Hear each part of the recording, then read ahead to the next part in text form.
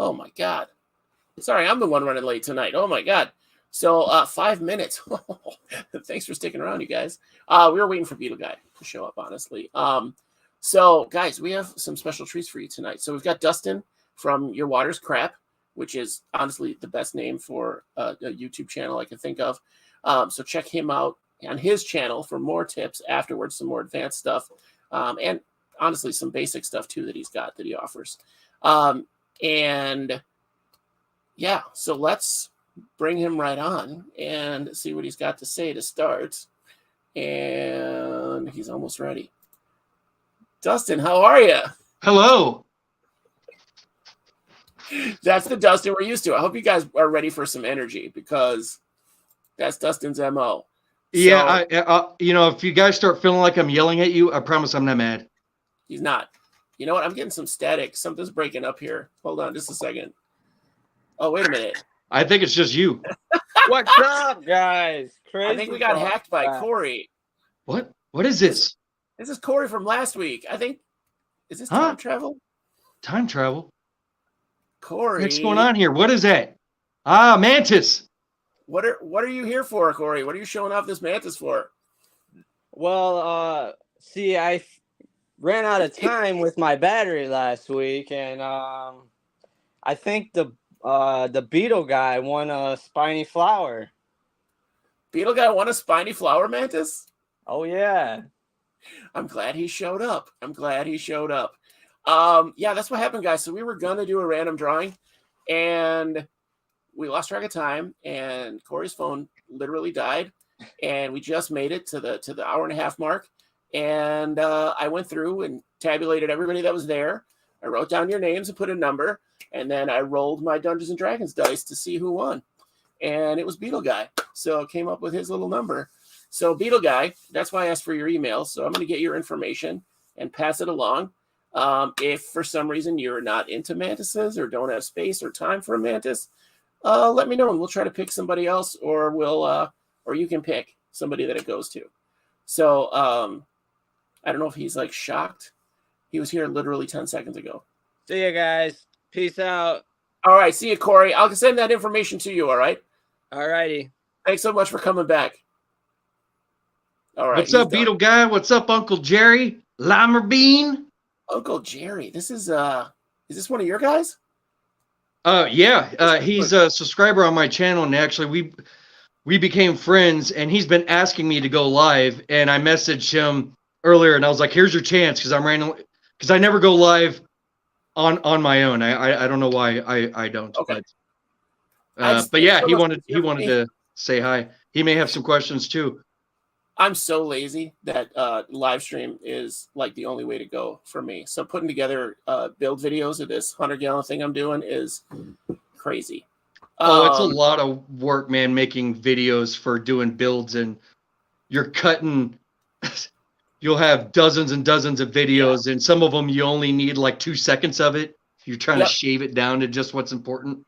Yep, and I don't know how to do that. I think everything I say is important. So it's a narcissist kind of a thing, but I'm a good narcissist. I don't know how that works, but anyway, Dustin, thanks for coming on. Yeah, man, thanks for having me. I appreciate it. I had a lot of fun last time with you. I did too. So, and I'm excited to have like your information and your energy back on the show. So I had multiple people tell me you're like the Billy Mays of shrimp, and I think that's 100% accurate. So take that as a compliment. It's the energy that you bring. Who the heck is Billy Mays? You don't know who Billy Mays is? No, man. The guy who sold OxyClean.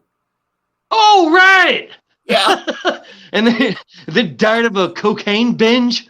I think he was the first cocaine bear. So yeah, he was the first. Just biting into OxyClean and getting poisoned, and then doing cocaine, and then dies. Yeah, he was the heavy bearded gay guy, and then I don't know if he was gay, but cocaine bear, like the bear thing. I don't know.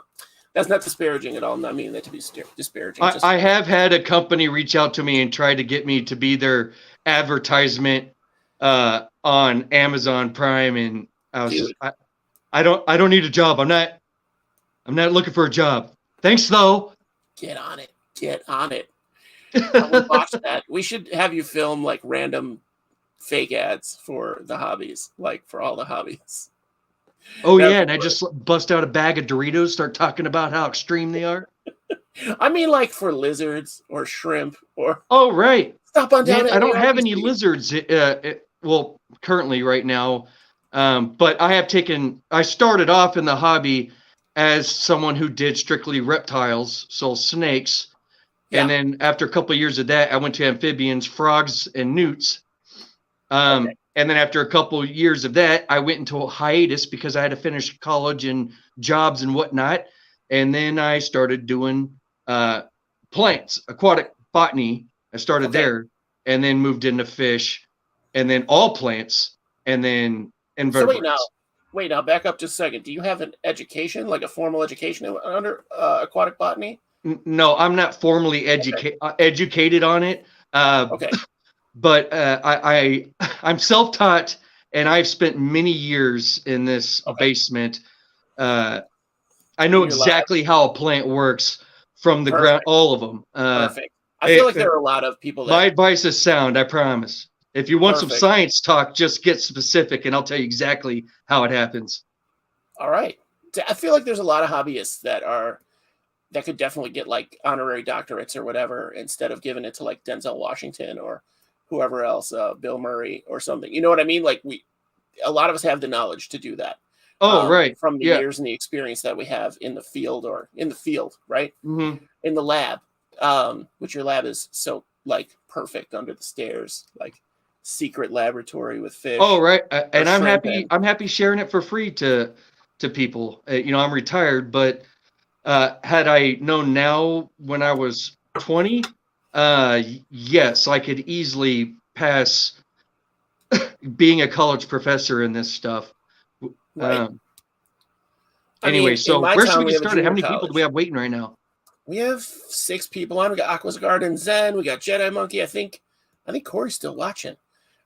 Beetle Guy still here. I hope he's excited. He didn't really respond to winning anything. He won a mantis? He's the guy who won the mantis. The Beetle Guy won the mantis. So hopefully he's going to set up to be the one mantis guy. Free we stuff. Got Uncle Jerry.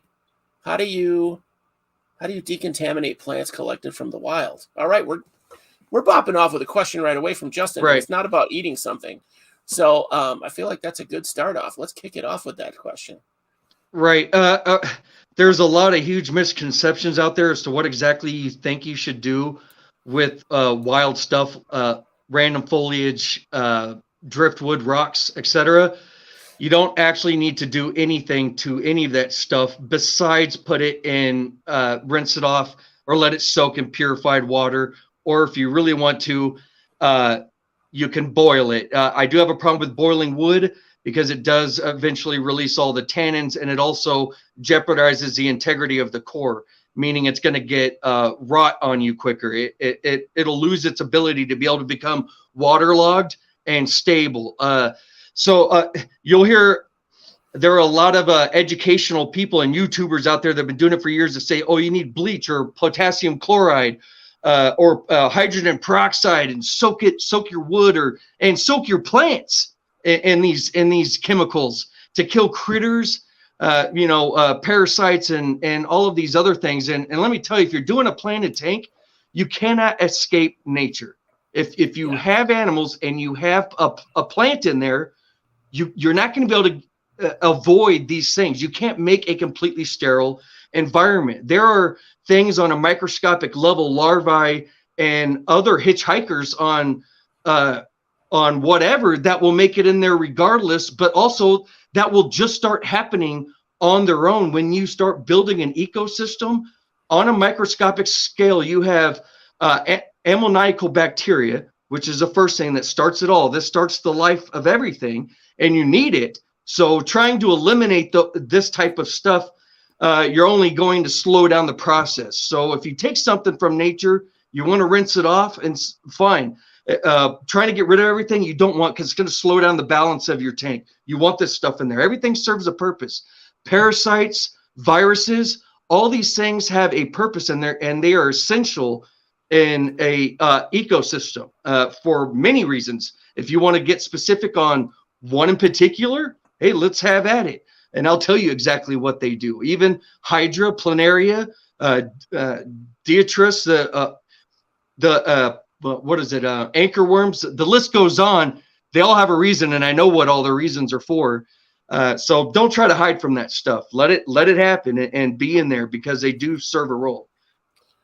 That's a lot of the philosophy I have with like isopod bins. So everybody kind of freaks out about sterilizing all the stuff they put in, because we are isopod collectors. You'll find them out there in a cemetery with a rake and garbage bags, just collecting all kinds of leaves and bark and tree branches.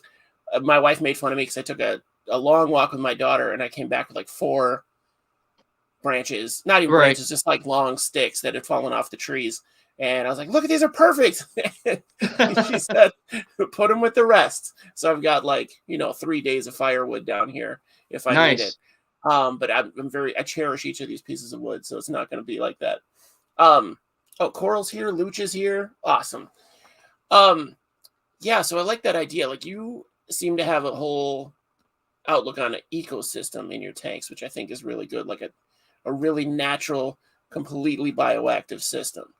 Right. If you have water, light, and a plant, you've got an ecosystem already started, and everything is going to happen eventually. So trying to avoid all that it's a waste of your time, and you need those things there. You can actually, the best way to speed up an ecosystem when you just start one, go outside and find some dead bugs or dead rat and throw that in your tank. Dead rat? Right. You need the decomposing. In order, what people are looking for in cycling water, that all happens through nitrogen, but ammoniacal nitrogen, which happens through dead organic waste. So either poop or something dead. And I'm not going to take a dump in my tank. And also, you can't have enough animals that are going to release enough dump to have it doing its thing overnight. So just throw a dead bug in there and let it float around for a week, or a dead rat. And after a week, pull it out. Your thing's fully cycled. You can throw whatever the hell you want in there, and you've got all the bacteria, all the viruses, and microscopic stuff you need already doing their thing before you ever put inhabitants. And you can fish the rat out before it gets too far gone and give it to your isopods, guys. I don't know that I would use a dead rat myself, but that's an extreme. You don't. I know. Don't piss off your family, and they're like, "Well, why are there dead rats in the freezer? I need those for my other tanks." Just the smell on that tank, like the biofilm at the top of that tank, you would never want to pierce. Good lord, good lord. Yeah, that's an exaggeration. You guys, don't put a dead rat in your tank. If you do, you didn't hear it from me. Yeah, but dead bugs, I get that with a dead bug. Mm-hmm. And I think a lot of us have that anyway. We have plenty of those around. I just tend to use like the bigger fish food, like those. What did I just fed them? The river shrimp, like for turtles, like something like that, or a cube of frozen bloodworms or whatever. Are you talking about for feeding? No, like to get that started, like because they're all going to decompose. So you can get it started with just a simple plant you bought at PetSmart. You don't have. I mean, you just need something to die in there. So for that cycling. So yeah, any of that stuff, like you don't have to go far, is what I'm saying, to find all that stuff. No, you don't. So and if you want to dump in your tank and send me that video, that's just hilarious. That I would laugh at that all day.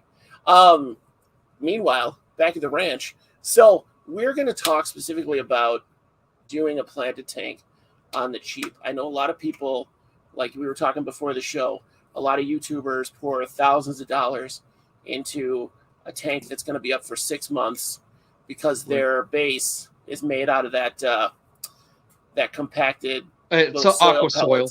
Yeah, the aqua soil. Which is fluval, aqua net. Any aquatic company you think of, they make their own aqua soil. Yeah. But go ahead. Sorry, I didn't mean to cut you off. But yeah, expensive aqua soil you don't need. Yeah, because you were saying it kind of turns into inert dust after 6 months. It does. They actually, it is dirt.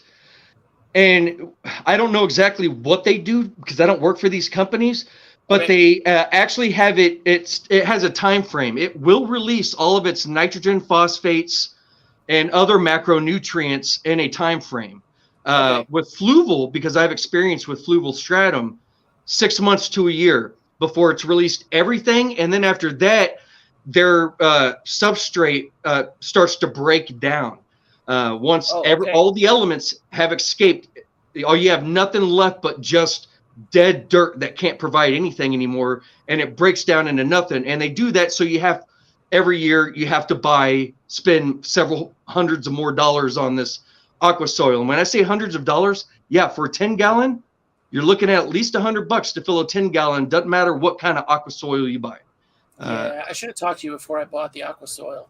Oh yeah, you bought Landon aqua soil, right? What did they charge you for that? $20 for like a 5-pound bag? No, it was a 15-pound bag, I think, for $25. Okay. So it was highly rated, and it was not that expensive. So I had gotten like a gift card or something from work for something. If you are insistent, for anyone out there that's currently listening and they are scared of what I'm going to tell you, which is you should obviously start with dirt. Dirt's the cheapest, and it is not dirty and difficult like people think.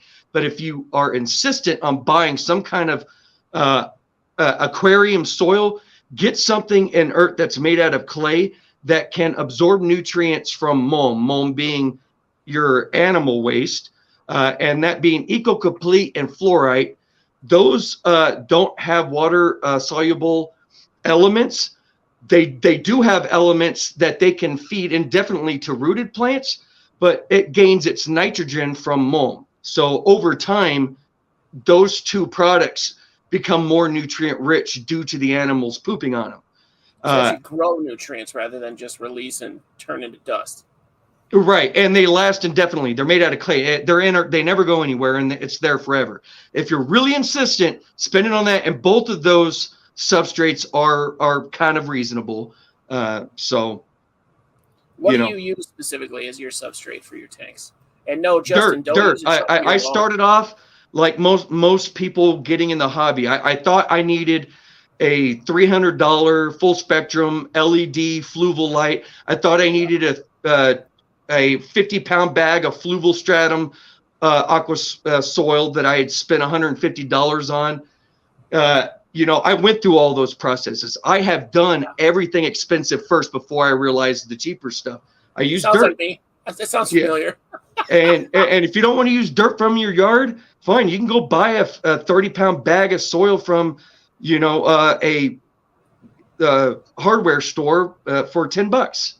Right. And it doesn't have to be organic. You can buy the stuff the potting soil that has these synthetic fertilizers in there. And the reason being is because you're going to be capping it with a very fine sand. And this particular type of sand, blasting sand or pool filter sand, once you put an inch of it on top of anything, nothing's escaping out of it. It's too fine and dense for anything to move through, even water. Okay. So you're capping it with your, like you're saying, pool filter sand. Or blasting sand, and both you can find at hardware stores. And I use dirt. And I do have people say, well, what kind of dirt do you use? I don't care what kind of dirt it is. What I'm looking for are 4 of the largest macronutrients that all plants need, which is nitrogen, phosphates, potassium, and iron. Now, whatever bag of dirt I come upon that has those largest percentages, that's the one I'm going with. Okay. And that's going to give you that growth that you want.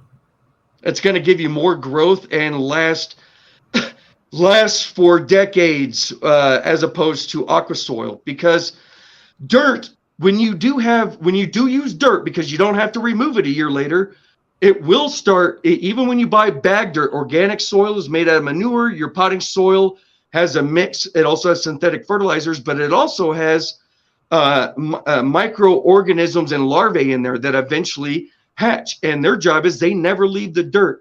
Their job is to continually be rotating the dirt. They'll go up where the animal's poop is, their mulm, bring that down through the sand and add it to the soil. And your soil is continually always being replenished by these bugs that are inevitably going to happen when you use dirt. It's just letting that process happen is a lot quicker with dirt, and you don't ever have to go in there and change it. Father Fish, who's been doing this for 60 years, he has tanks 20 years old with the same 3 inches of dirt that were in there 2 decades ago. That's It just awesome. life continues to cycle itself and rebuild on its own when you use natural elements. That'll never happen with aqua soil. Awesome. And so with your water, you do RO, is that right? Or you have I do filtered water? RO, and that's because my particular tap water Yeah. is crap. All right, hence the name of the channel. Now, not everyone has crap water in America. There are people with well water. There are people who get spring-fed water, et cetera, and their water is great. But the majority of America live near a major city or town that gets their water from a tower. And I spent a lot of time diagnosing my particular water, but when they come out of those towers, it's going to have chlorine, chloramine for sure. Depending on what kind of pipes you have, it may have toxic amount of iron and copper, hence why it needs to go through a water softener to remove deadly elements like lead before you drink it. Yeah. And what softeners do is it replaces all of the elements, the dangerous ones, with salt. So instead, you're getting high sodium water, and it is hard to grow plants and water that runs through a softener. In fact, if you've ever tried to have a house plant and you're like, I can't even keep a house plant alive, if you're using a water softener, that may be why. You may be dumping so much sodium in there. It's not a salt. How many plants are saltwater? Mangrove. Seaweed and coconut plants, palm trees. You want mangroves? Mangrove would look dope. Like a little mangrove setup in your tank would look really cool. That's about it. Yeah. Very specific. I use RO for that reason. You can alter that kind of tap, but it takes a lot more chemicals to alter it and then add elements back in there and et cetera, et cetera. So I just avoid all that. So now, okay, cool. So your water is basically RO so get your water tested, guys. That'll probably be, sounds like, well, for initial expense, that's the biggest expense that you're going through. And let me say this right fast. Aquarium water testers do not test everything that is in your water. All right. They test nitrates, nitrites, ammonia, pH, carbonate hardness, general hardness, and some may have an added element of copper or iron, not very many, but that is not everything that's in your water. For sure. So where are you getting it tested when you get it tested?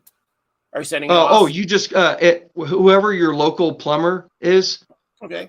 Anytime you need them to come out to do anything, you can ask them to break your water down to 1/1000th of a million for everything for free. It won't cost you any. And I didn't know that before I had gone out and bought almost every tester for every element on the freaking chart to figure out what was in my water, because I kept killing everything except for like 2 plants. And I'm like, cool. So either stick with those 2 plants or figure out what the hell I'm dumping in there. And it was I just see you at some point like shaking that little thing. Crap, it's arsenic. Oh yeah. And I actually tried bypassing my softener, and I realized I had deadly amounts of iron and copper and lead, and I'm like, oh, that's why I have a softener. Yeah, that's probably for the best overall. So your initial investment in an RO filter is probably, but that's like a lifetime investment basically for your house and your family and your tanks. But that's pretty expensive, like the RO units. It depends if you're getting an under the sink RO unit, or if you're getting one to replace your water softener unit, which would be just as large. If you're getting one under the sink, those run you anywhere from $100 to $300, not that expensive. But the problem is they only clean about a gallon of water every few hours. So depending on how much water you're needing, that might not be practical for you. Or, you need 100 gallons and you're cool waiting 2 weeks for it, fine.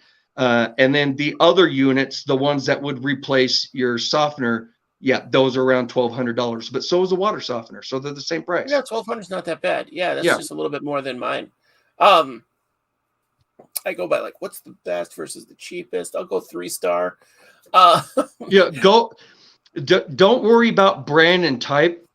go with whoever your local plumber is, your community. That company, they will have RO units for both, and those companies stick to what they believe are the best and most cost efficient. So Okay. trust your plumbers that way. You don't need to go through all the hard work of figuring it out yourself. You have bad water if you can't keep stuff alive. So then get your plumber out and have him figure it out. All right. And if you just want them to come out and test your water, to have them do a quick field trip, takes 10 minutes for them to pull over and do a water test, and they won't charge you but what a hourly maintenance fee would be. Like here, my guy, it's $50 for a regular maintenance fee for an hour. So put them to work too. Have them test your water and say, hey, tighten all the, all the sinks and drains around here too while you're at it. Nah, just trick them into giving you an estimate. And then while they're not giving the estimate, like, hey, let's test you out, do this water thing. Or throw them a couple bucks. That's probably fair to do something like that. What is just know whatever plumber you use, they'll have an RO unit that will cost pretty much the same as whatever it would cost to replace your softener if you're using one. If you have well water, spring water, you don't got to worry about it. And a lot of those people don't even realize they just have awesome plants growing all the time and have no idea why. So you need a well? Is that what you're saying? You want a well? No, you don't need a. Yeah, don't don't go seeking wells. Well. I'm going to dig a well. Live where you live and adjust to that. I did bury a rain barrel in my yard for my sump to flood into. That was a project. Because apparently the people that lived here before me or built the house, they buried, I kid you not, like 50-pound pieces of sidewalk, like 4 feet underground, just randomly in my yard. I don't know why. I don't know what the purpose of it is fill or whatever, but I had to dig those out. So the hole was. Hey, I don't mean to interrupt you. Do we still have Green Jedi Monkey? Oh yeah.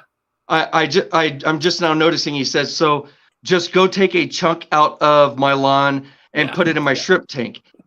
Absolutely not. What are you doing throwing stuff in a shrimp tank? There shouldn't be shrimp in there.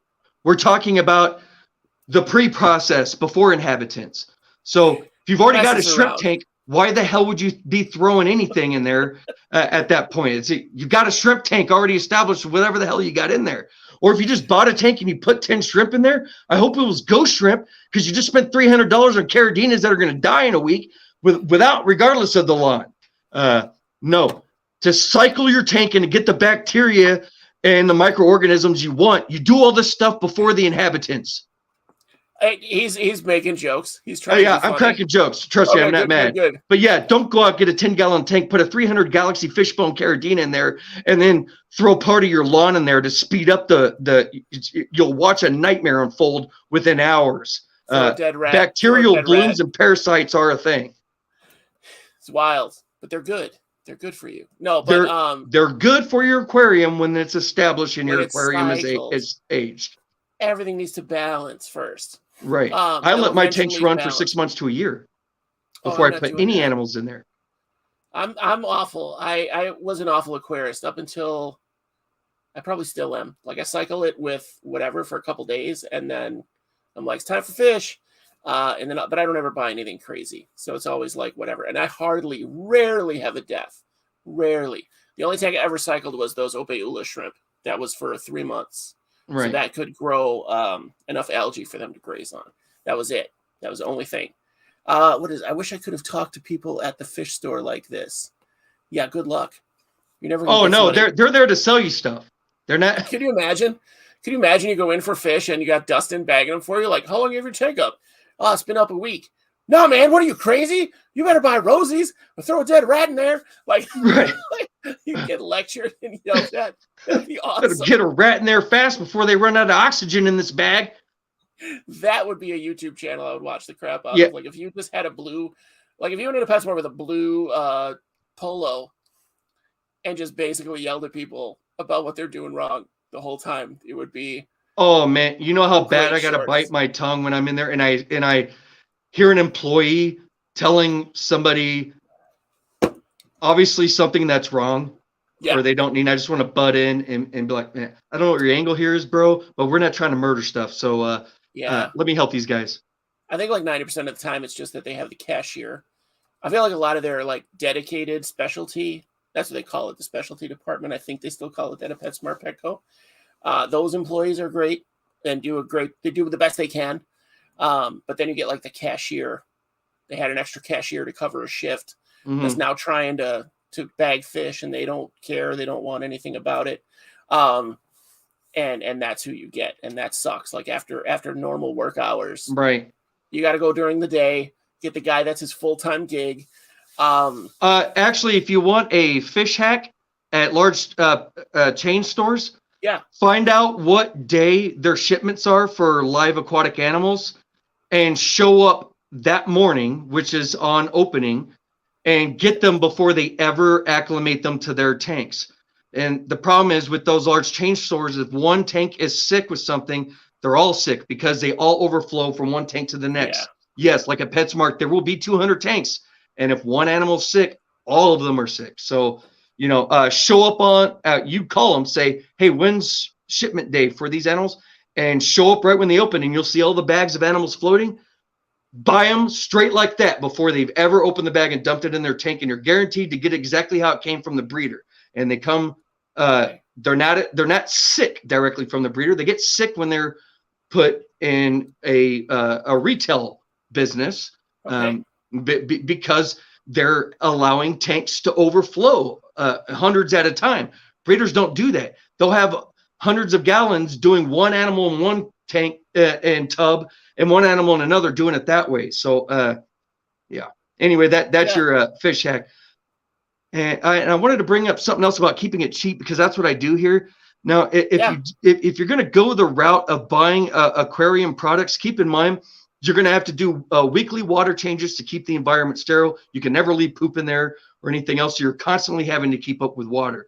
That way, when you allow a tank to mature and let that water age, it becomes more healthy for your inhabitants at that point. And you no longer need to do water change. Top offs at that point are fine if you're using RO or if you have spring fed water or well water. Yeah. Because then your plants are taking out most of the crap, the minerals and everything that and if you put wood in there, tannins kill viruses that kill your fish or shrimp.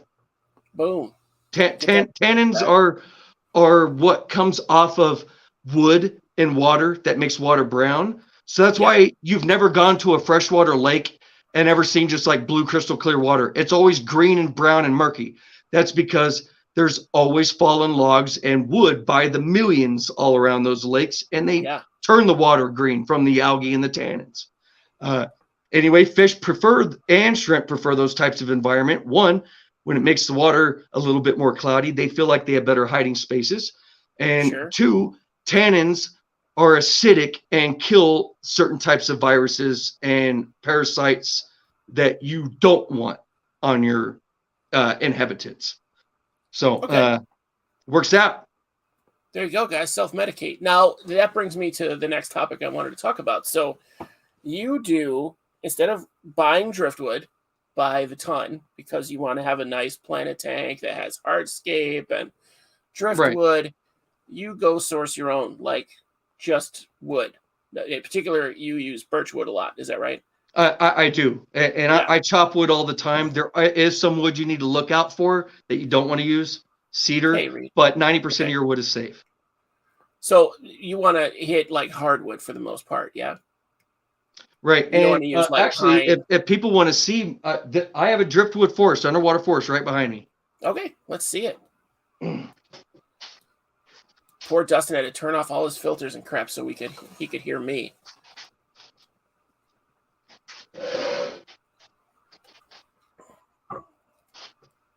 All right. I won't be able to see what you see, so just let me know if you can't see anything. I will. I like the top of that is amazing.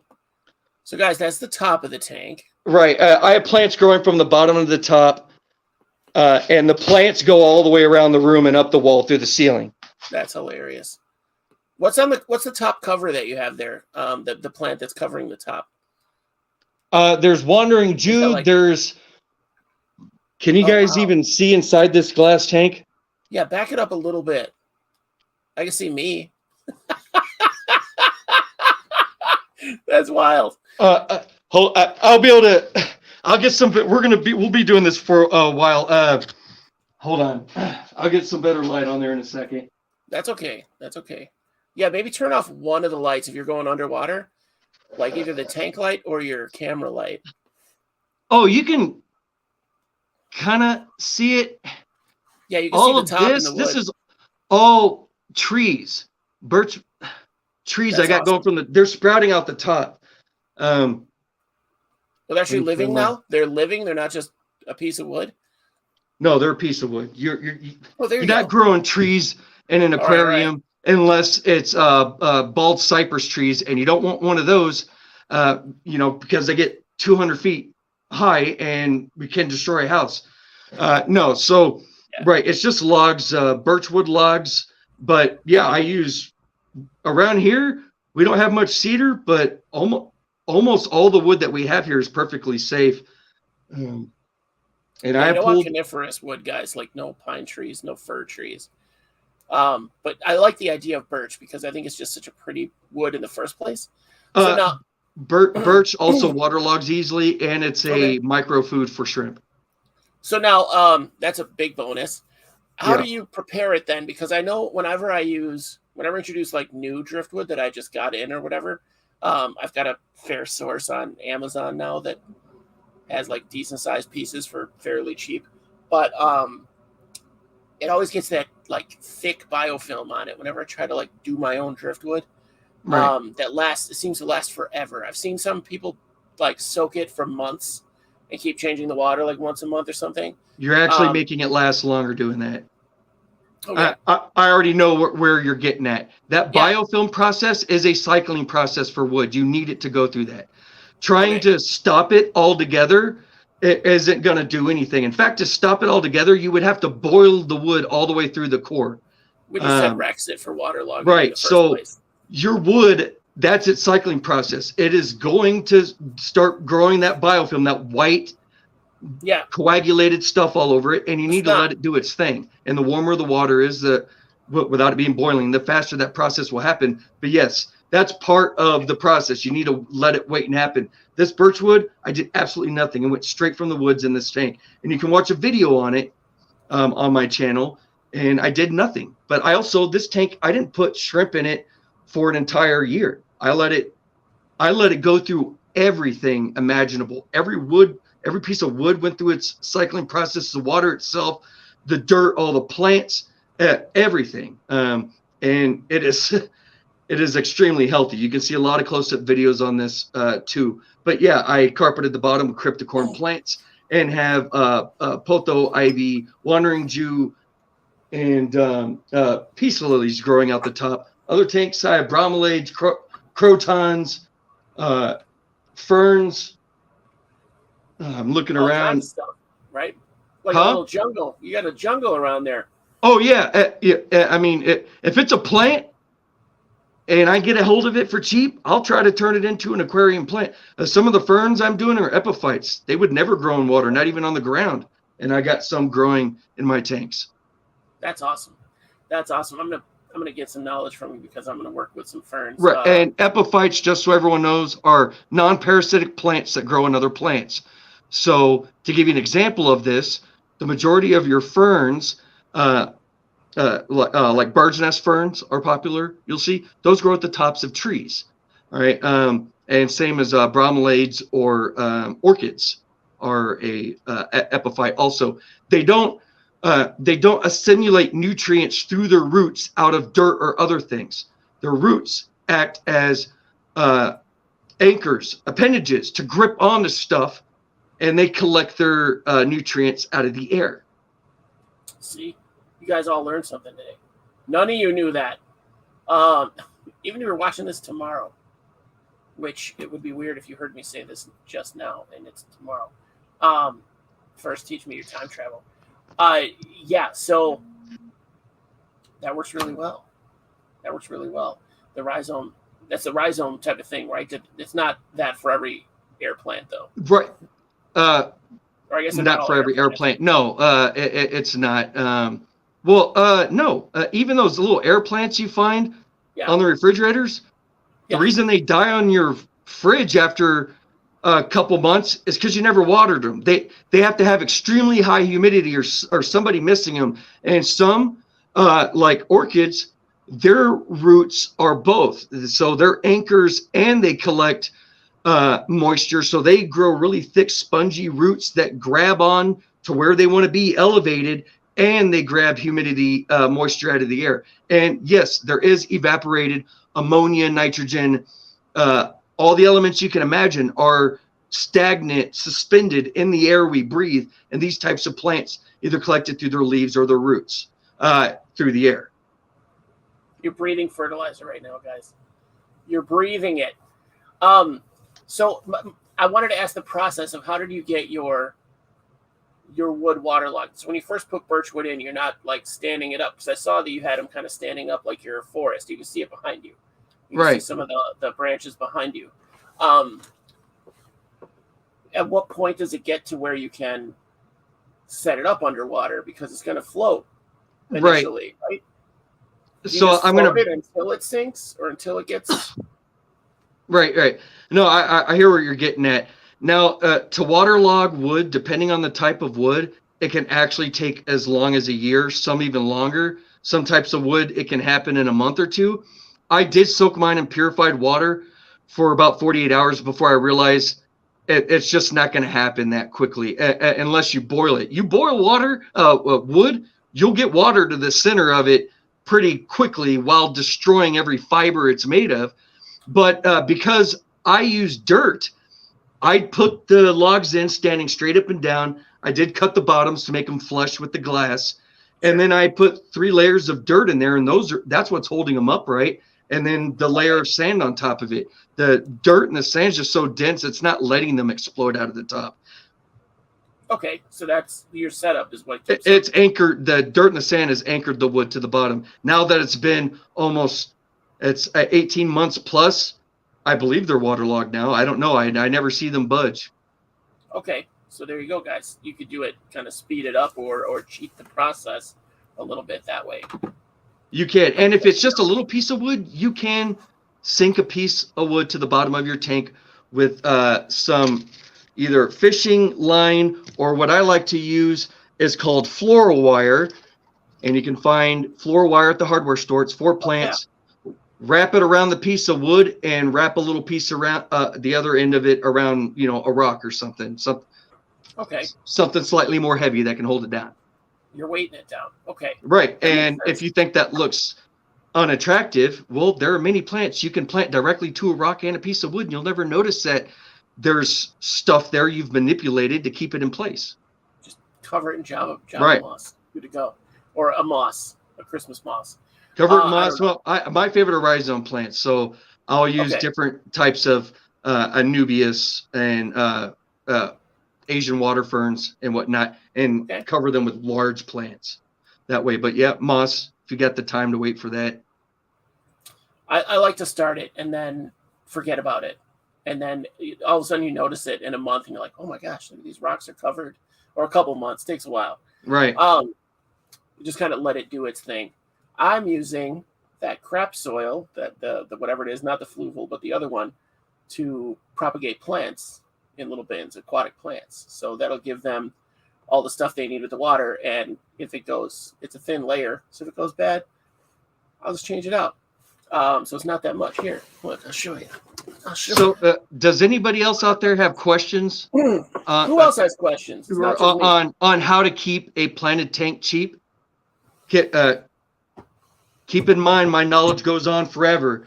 Even when it comes to lights, if you don't want to buy go into $200 full spectrum aquarium lights, you don't have to. All aquarium plants and house plants can live off ambient lights you can put on a lamp or your overhead light, whatever room it's in. And all you need, if you're going to do it that way, is you'll need a full spectrum LED bulb like this. Has just as much power as this 45 watt full spectrum 58 inch plant light. And this is just, $12 light I got at a hardware store. Just look for the ones that say LED full spectrum. They don't. But what plant companies do is they throw the strips in a long piece of plastic and call it and label it plant light, and then add 9,000% interest or whatever. I will say I appreciate some of their mounts are way more aesthetically pleasing. The mount system that they use, but you can kind of figure out some way to do that yourself too. If you're looking for something, you want to spend the extra money because there are mounts that are decorative and do look great. Your cheaper ones that are made by like Higer or Night Crew, those aren't going to be the most attractive. They too will be just a cheap long strip of plastic with a LED strip of lights in there, and a strip of LED lighting without anything. You can buy rolls of that hundreds of feet at hardware stores for $20. You do it that way. I could turn the whole thing into a sunroom right here. Right. I have one of those strips that I got. I think it's called a grow light, but I think it's 4 feet long and it was $40, something like that. And they can get up to $2,000. The ones that are made out of like steel. I mean, even at that price, I'm like, is this thing made out of 24 karat gold? Oh no, just stainless steel, huh? I feel like it's great to be on the budget cheap side because especially right now, like money's tight, ham's just too expensive right now. I eat too much ham. So you're not even using lights that take up a lot of electricity. The LEDs are very reasonable as far as electricity use as well. Right. Use LED for every bulb in your entire house, whether you have plants or not. And if you are using one for plants, you do need to check the wattage and look on there, the kelvins, make sure there's enough of that to power how low your plants are below it. So like this right here could power about 10 square feet in any room, all the plants you want, and the Kelvin and the wattage on this, 25 watts, 5,000 kelvins. Okay. So if people want to know what that is, fine. We can start talking about energy and joules and all of that, and what the hell it all means if somebody wants to. But if you're looking at kelvins and wattage for LED, 25 watts or more will do it, and make sure the kelvins are 5,000 or more and that it says full spectrum. Okay. Full spectrum means all the colors, because the light outside isn't white. It's all the colors of the rainbow. It's full spectrum. And every color does something different for plants. Okay. Now I did get one that I thought would do well. It's got like 5 stalks, and then there's 5 rods. There's 1 rod on the end of each, and you can cycle through. But it's mostly like reds and blues. It does, or you can do a mix? So your bare minimum, like the aquarium company that would sell a full spectrum light, for cheap, we'll have just white, red, and blue. And the reason for that is, out of all the colors, those 3 are the most important. White being first, and then blue and red. So blue actually controls how tall plants can get, and red controls how dense they get. And then all the rest of the colors, orange, green, yellow, etc., they all do something, but it's on a much minor scale where it's not as important. They would appreciate it, but you can get away without it. Okay. Yeah, my Java fern really took off on it. So my Java fern and my little money tree. I don't know what I'm going to do with that money tree. I wanted it to be a bonsai, and now it's way too big. So I'm not a good bonsai grower, but it's too big. But the Java fern is really, it's set off runners or shoots at the end of the leaves. So I have a ton of that. It's a vine, a lot like pothos or devil's ivy. So it grows exactly the same way. It doesn't grow like when you hear fern, you think of this big bushy thing. And no, they sprout 2 leaves, a space, a couple more leaves, space, and a couple more leaves, and that's how it works. I'm hoping I get enough that they can start a good ground cover in there. Is that you checking your shrimp? All right. So does anybody want suggestions on what's the cheapest plants you can get? You want a fully planted tank right here, right now. and you don't want to spend $50 on a bunch of aquarium plants. What do you do? $50. Less than $50, guys. I think All right. Luch and for Jedi less than Monkey wanna know. $10, I can get you a 40-gallon, no matter where you live in the United States. If you're doing a 40-gallon breeder tank, which is fairly large, for under $10, you can buy a peace lily. Peace lilies are huge. You have variants that are smaller, but at any local grocery store or hardware store, they're always going to have peace lilies. And peace lilies they're going to grow tall enough regardless, but they can be planted underwater. They will breach the surface eventually. Put dirt in there. Buy one fairly larger peace lily, whichever one you found. Put that in the dirt. Put your sand. Fill it up with water. Within a couple of weeks, that peace lily would have already started spreading throughout the whole tank. And you won't need any other plants. You'll have one massive plant that's taking up all the space from the dirt up and having this jungle right out of the door, right out of the gate for your animals to be swimming through. That sounds really cool, actually. That sounds like I actually prefer houseplants now over aquarium plants because that's awesome. I can plant them at the bottom and they'll grow and breach the surface, and plants are growing out the tops of my tanks. I think that's more. I like the way that looks more than with a bunch of short plants at the bottom of an aquarium tank. Your tallest freshwater aquarium plants are Vallisneria and stem plants, and you don't have very many options, and they are true aquatics, so they don't grow out the top. They have to stay underwater. So if you buy some jungle Vallisneria that grows 6 feet tall, guess where it's all going to go? It's going to fold over the top of your water and darken everything below it. If you get larger plants that can actually grow, because true aquatic plants are not emergent plants. There's a difference between emergent plants and true aquatic plants. You only got two types of aquatic plants that you'll bump into in this hobby, and that's Vallisneria and Java fern, Christmas moss, and a few stem plants. The rest are all emergent plants, and emergent means these are plants that live through all the seasons. So they can live immersed, submerged, and completely terrestrial. Any of those, that's an emergent plant. 90% of the plants that are sold to you at aquarium stores are emergent plants. They are not true aquatic plants. That's wild. See, I learned that today. You're making them, you're essentially forcing them to be an aquatic plant.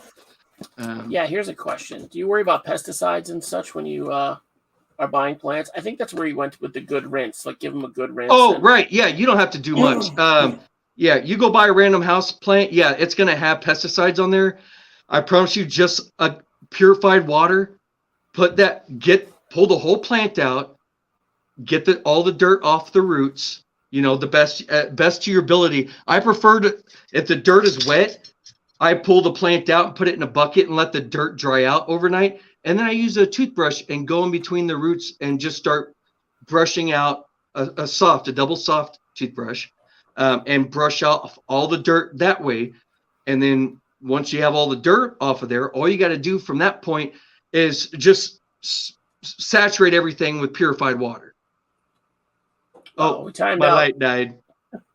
We timed out on the lights. Now it's spooky, Dustin. This is our un-Halloween special. I'll get some light in here. Hold on. Just don't confuse immersed with immersed, because English is stupid. Yeah, don't do that. That's a little different. There we go. That was my camera light. All right. So what was the last thing we were talking about? We were talking about. Oh, right. Yeah. Just get all the dirt off the roots of whatever houseplant you have, and then just rinse it off with some purified water. You don't need to soak it. You just literally rinse it off. Pesticides come right off. Every houseplant that I have in here, which are dozens, I didn't spend more than 20 minutes rinsing them off with purified water. Just go buy a gallon distilled or purified water if you don't have an RO unit or whatever. 99 cents. Rinse it off for a little bit, and then it's ready to go. Right? That's so easy. So you're making it sound super easy, and everything I've watched is making it super complex. So that's really good. And they have people. I can you take the clippings and like set them off? Do you have a tank where you have like this is where I grow stuff out, or is it just? I'm maxed out on tanks, so everything is always growing something for something else. Okay. But yeah, let me show you. Actually, I'm going to go grab several plants right now, remove them out of the tanks, and show you the difference between some aquatic, some that are submerged, immersed, and terrestrial altogether. Hold on. Okay. Dustin's energy is so awesome, and it's so contagious.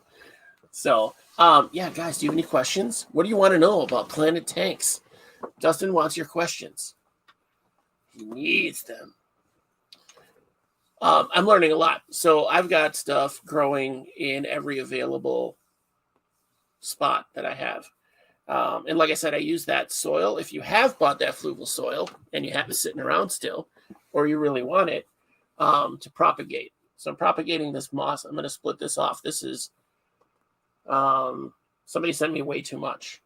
So this is an eBay buy. I can set you up with this guy, but he harvested himself in May. He sent me one bag instead of two on accident. And so I contacted him and he sent me the second bag. It was like more than twice the size of the first bag. So I have some moss now. So hopefully I can keep it alive in the setup, which was not the case last time. Thrips on my above tank plants. Has he ever dealt with that?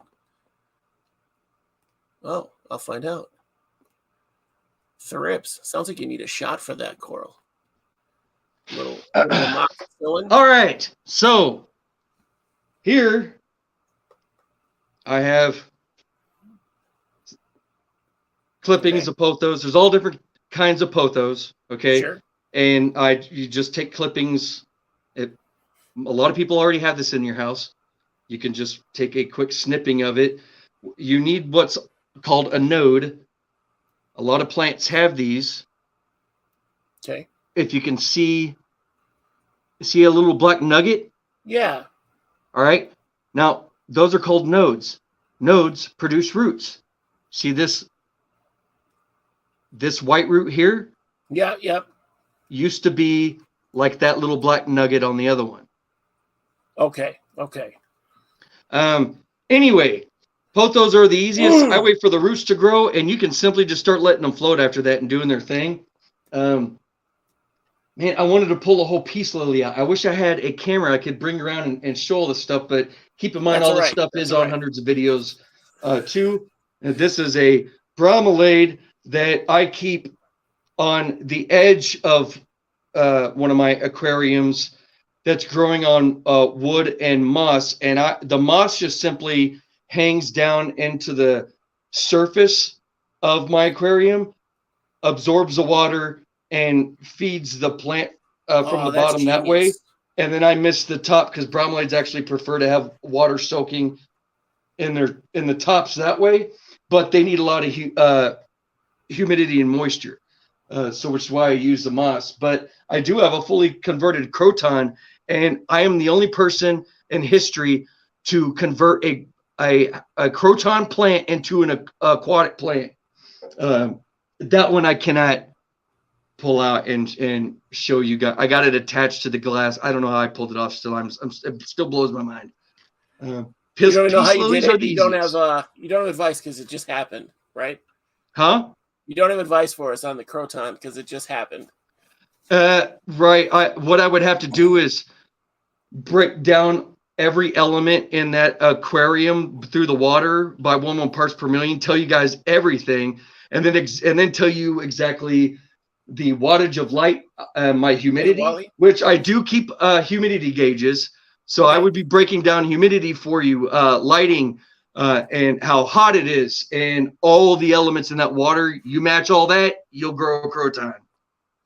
That's wild. That's wild. That's a magical thing.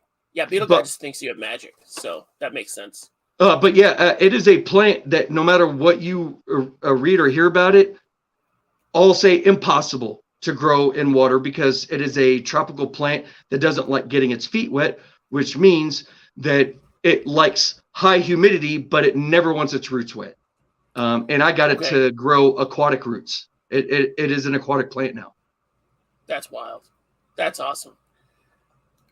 We got Wally, and who else showed up? Don and Avtech. All right, I knew we had some extra people. All of a sudden, we jumped to 11 viewers. So, Beetle, you're supposed to tell people to like and subscribe, even though all these people have liked and subscribed. Huh? Beetle Guy's supposed to tell everybody to like and subscribe. This is his cue. Beetle Guy. He's my unofficial mod. So he's always looking out for he wants us to subscribe to him. No. He tells people to like and subscribe that are watching, that are live streaming. That's funny. Live stream. So we got up to 12 now. Good numbers. Awesome. Numbers for a live stream. Great. Awesome. We're talking plants. You're just now here. We're talking about all the plants and how to keep your aquarium as cheap as possible without having to go outrageously expensive like what you see on YouTube about aquascapers. None of that is necessary. So it's still cool. It is cool. There's a it is cool. Right. If you have the money, if I had the money, I would do scape like that. I don't. So I want to do it on the cheap, which is why I asked Dustin here. So now keeping your water parameters in check, you said now you just top off now. With I top it off with RO water for me. I can't top it off with my tap because it's so terrible. Right. So you'd be stuck with all the metals and all that crap in your water. So you're topping off with your RO water, and that's essentially it. Like the plants take care of the rest. Right. The plants take care of the rest. And when you have a tank that's well mature, several months, the water also matures. And it on its own starts becoming more comfortable for any inhabitants that you want to put in there. And eventually doing water changes can become more harmful than just doing top offs. Okay. Well, yeah, there's people that are because you're changing the chemistry completely. If I were to swap out 50% of a tank that's had the same water and everything for months, I've just made everything anew with a water that's going to shock every animal in that tank. Right. And so you're changing the parameters that actually are working for you. Right. So for me, I can just top it off with RO water. It has nothing extra in it. So I'm just replacing what was evaporated. I'm not replacing. Which is perfect. That seems like the perfect. So you're getting a more beautiful tank, more of an ecosystem, which I think most of my viewers are into bioactive, like ecosystem style, everything working in harmony. And you're getting less work for yourself. So it's less money, less work, more beautifuler, more ecologically awesome. My goal is I want to do no water changes. I don't want to have to go and mess with my tanks for 7 days if I don't feel like it. And the way that I do natural planted tanks, because it's the only way it can happen, is when you're doing what they call the Wallstead method, which is dirt and water. After several months, you shouldn't need to pay attention to your inhabitants anymore. You shouldn't even be feeding your inhabitants that often. Most of them will live off all of the plants and bioalgae, biofilm, etc., because they're omnivores, unless you get straight carnivores. Like I have pea puffers, so I have to feed them every couple days, snails and other stuff. Or sometimes I get lucky. It's in the basement. I'll see a spider fall in there on accident because it's thirsty. And I'm like, oh, game over, bro. Really? They go after the spider. That's awesome. Yeah, it goes after, fish or fish, out in the wild, the insect falls on the surface. That's what they're going to eat. The pea puffers are what I'm going to put in my morning gecko paludarium. So it's going to be awesome. Pea puffers on the bottom. And it was going to be neocardinia, but I love the personality of pea puffers. Like, man, they're so much fun to watch, and they look directly in your eye. Yeah, they like look back and they judge you, and I love that because I'm judging them. Yeah. Like, why are you so fat? And then they're looking at me like, why are you so fat? Blow out your cheeks, buddy. I want to see you scared. That's what they tell me. So yeah, I'm excited to get those in a planted situation. So now Wally has a question that I'm sure is going to set you off. So this is going to be great. Wally, you ready for a reaction? So what are your thoughts on water treatment chemicals like C-Chem? Water treatment chemicals? What, like dechlorinators, or what are we talking about? I'm guessing like dechlorinators, pH balancers, Oh, you're setting yourself up for failure. When you're doing all that stuff, you will and you have to keep up with regular water changes. All those chemicals that you use to make your water better for the animals raises all of the dissolved solids in your water. So while your animals are pooping, that poop can no longer be left at the bottom because you've already got too much stuff going on there. So once a week, you got to remove all those old chemicals, add those chemicals back to new water that you treated, and put it back in. You're giving yourself way more work, and it costs a lot more money. You don't need to treat anything. Yep, let it go. Unless your water comes out of a softener. If you're using your tap and it has softener, yeah, you need to treat it.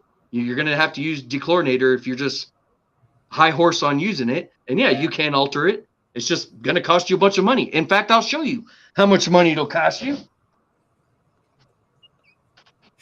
Wally, I think he's going to bust out a budget spreadsheet. This is your best episode to watch. Wally's just so excited to see a spreadsheet right now. I can feel it. All right. So let me show you all these products you would need as a beginner. Just this is a bare minimum. Top fan. Stress coat for the fish. So when you put new water in there, they don't freak out because you removed a bunch and added some. And then, my pH is a little too high. Or is that ammonia destroy? Yeah. Kill ammonia. Hey, don't even do a water change. Let's just kill the ammonia and just keep the dirty ass water as it is. Okay. My pH is a bit too high. I got to decrease it. Oh, guess what? This is insta-kill. No aquatic animal can experience a change of pH of 0.2 in a 24-hour time frame without dying. So you got a pH of 7, dump some of this in there, and it drops to 6.8. You're going to wake up to an extinct tank. All right, now, check it out. Oh, I need fertilizers for my plants. Oh, shit. Well, now I got too many plants. I got to kill all the algae. I need algae flex. Oh, God. It goes on and on and on and on. Okay. You don't need any of this stuff unless you're going to insist on using tap water that goes through a softener. Then go out at once a month. All this shit, $20, 15, 10, 5. Where are we at? $900? We're not quite there. Here's what I would like you to do, though. If there weren't so many idiots on the internet, I would love for you to do this. But Wally being on reminded me of it. But if you emptied all those containers out and filled them with like different colored Gatorades, and then just had a fit about the chemicals, and then just drank them. There's no point of these chemicals except they're delicious. You'd have to say right away, but it would be funny to watch you drink like C-Chem stuff that isn't really C-Chem stuff on your channel. It would be hilarious. But I would hate to see someone do it because they're stupid and have their pH drop 6 points and die. Right. I don't want to. You want to lower your pH? You can do it naturally and for free. Throw a piece of wood in there. Boom. Yeah. Wood releases tannins. Tannins are acidic, and it will make your water soft. That'll help because I found out that I'm sculpting with concrete, my waterfall that I built. And I found out that once concrete is immersed in water and becomes wet, it sends the pH through the roof. So right. That's because it's got limestone in it. So it's got calcium carbonates that are being released. It takes a long time, I guess 6 weeks for it to be neutralized, basically, of being underwater. So I have my waterfalls currently in a big tub that I used to have dirt in, substrate, soaking. And then I change the water once a week. So to get that out of there before I use it, because it won't hurt the fish necessarily or the newts, but I can't put like plants on it. I want moss to grow on it, and I can't do that because it'll just murder the plants, basically. Right. Unless you want to grow dandelions on it. They love concrete for some reason. That might be bad. That might not be a bad idea. Dude, if I had concrete in my tank, I'd take that as a challenge and try to grow dandelions underwater on the concrete. Of course you would. Of course you would. I would have it work, and then I would just have the whole top of my tank like this thick of those fuzzy little seeds. And then I'd have to, they'd just be sprouting as floating plants. And I want to toss it out there that when we first start off in this hobby, a lot of us start seeing videos of these really expensive, high-tech, beautiful tanks with Probably me that froze. this carpet of short little grass growing across the bottom, and short plants cannot grow at the bottom of anything because they need CO2. So all plants, I don't care what plant it is, needs to breach the surface because they want to get closer to the light and CO2. So when you're thinking about plants without doing CO2 injections, how tall they get out in the wild is where you should think about placing them in your aquarium. So if it's a short plant, grow it on wood closer to the surface. If it's a taller plant like cryptocorin that gets 6 inches, it can be at the bottom of your tank in a deep aquarium, like a 40-gallon or 100-gallon or whatnot. Say my water's going to be 6 inches. What do you reckon? Can I put those water grass type of plants in that, do you think, or no? Without CO2? You may pull it off, but I have a better suggestion for you that I'll will have a lot of definitely water work. movement, because I know we talked last time you were on about water movement, moving that CO2 around, because the CO2 is going to be in the water from the fish and the animals, but it stays stagnant, kind of doesn't circulate. Right. So there's actually now you want to have a successful carpet like that. Now we're going to have to talk about some science, because there's different things that happen during the day than at night with plants. All right. So during the day, plants photosynthesize and release oxygen. At night, they stop photosynthesizing, they intake oxygen, and they release CO2. So in the evening, you don't want the bubbles and all of that going on, because the plants are already releasing the CO2 that you need that will stay stagnant throughout the evening in there. The bubbles will diffuse it all. So if you're trying to grow a successful short plants at the bottom of a deep tank, you need to remember to kill any water movement in the evening so that CO2 isn't being forced out the top of the water. So turn off the bubbler. I could probably leave my waterfall on. Well, I would have to leave my waterfall on, but the bubbler, kill the bubbler at night. Or if you have like a power head or something, like kill the power head at night. Mm-hmm. Okay, all right. If you're using an HOB or if you're using an air pump or anything that's disturbing the water vigorously in the evening, kill it if you're trying to grow short plants in very deep water. Okay. At night. So yeah, you got to remember to do that. They don't have timers for air pumps and HOBs. You got to manually do that shit. I think you can put them on a timer, can't you? For an air pump? Yeah. Oh, I have no idea. I mean, just plug them into a timer, don't you? Or maybe I'm wrong. I don't know if they. I don't know. Maybe it's possible they sell that stuff. I don't buy it. But that's extra money. I'm not trying to spend more money. It's not cheap. You plug it into a strip and then you just pop that button on that strip and you're good to go. No and shit. You turn it back on in the morning. During the day for 8 hours, I'm just blowing into the tube. Oh, you've got the energy for that. I don't have the energy for that. I use this thing for the fireplace, the bellows. That's my deal. Because it's constant. You got to keep those shoulders working. Have you ever had thrips? Oh, that's Coral's getting back to her question about thrips. About what? Thrips. I think it's a pest that grows on plants in your above tank, like the stuff that grows out of the tank. Because she has issues with. I don't know what they are. Coral, can you get more specific? You're going to have to elaborate. What kind of plant? Is it? It's immersed, submerged. Its roots are dangling in the water. She's talking about the ones that are out of the top of the water.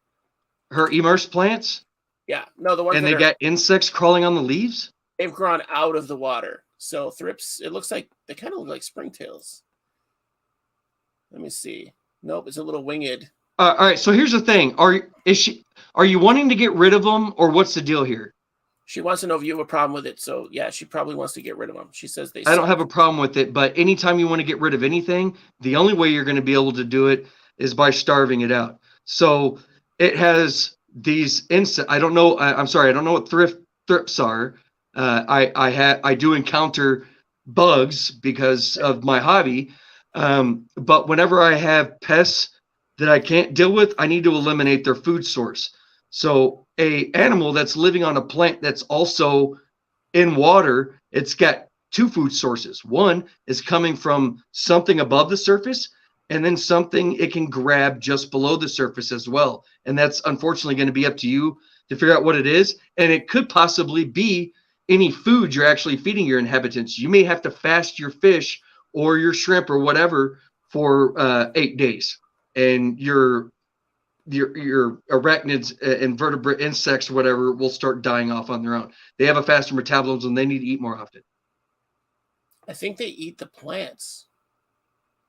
Dine on many plants worldwide. Also, What kind of plant? I think Justin said he gets them on his pothos. Yeah, the plant is the food source, so you can't starve them out. It's a thrips, I believe, in my millipedes. They're like a millimeter long. They're or less, apparently. They're like winged springtails, is what they look like to me. No, a millimeter, and it is a land insect. Yeah, it's a How many legs does it have? That'll give away a lot. It has 6. It has 6, so it's a bug. Yeah. It's not an insect. It's definitely, well, it's an insect, yeah. So it's got wings. It looks like moth antennas for wings. And it is definitely eating the pothos. It eats plants. It dines on plants. So they're sounds like they're like fungus gnat size. Tiny little black bugs. Dealt with this particular type of problem, but if it's out of control, you need to remove your emergent plants and keep it that way for a couple months and start over.